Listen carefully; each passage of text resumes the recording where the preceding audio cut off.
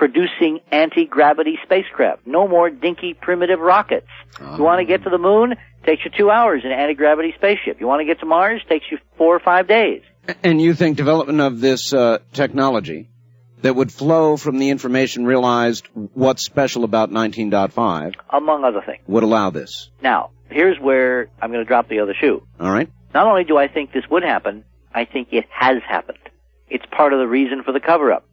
Because if you remember the film at the end of my UN presentation, the shuttle footage from STS-48, yes, where something remarkable is seen appearing over the Earth's horizon. No doubt about it. And then it dashes into space at 14,000 Gs, and something is firing at it. Yep. I think, I said on the tape, and I'll say it here, that that's our anti-gravity spacecraft of the hidden space program, developed by this core group that has known the real physics and figured the real stuff out before we got onto it, and they've simply kept this hidden because of, quote, national security, which is a great catch-all because the economic implications of democratizing this technology would change the world. All right, well, here's where I stop you for a second, Richard. And again, you're not known as a UFO guy, but, Richard, I live up here next to Area 51.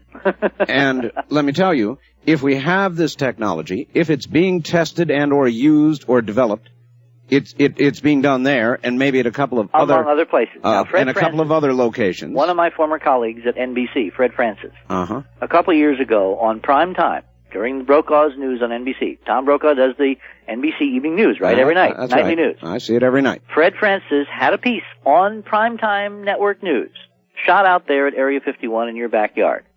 And he pointed his low light level cameras over the Groom Mountains, and he recorded something, doing something pretty weird and bizarre and exotic. And he said on television, he said, Tom, this stuff is defying the current laws of physics. That's right. And then, instead of following up on that very crucial and amazing statement, he then went on to talk about the cost. like money's important. I see. They're hiding a breakthrough of shattering, stunning Einsteinian proportions, and they put it in a black program, and they're hovering over the mountains and keeping everybody from knowing that it's accessible. And this man, this correspondent, is talking about how much it cost.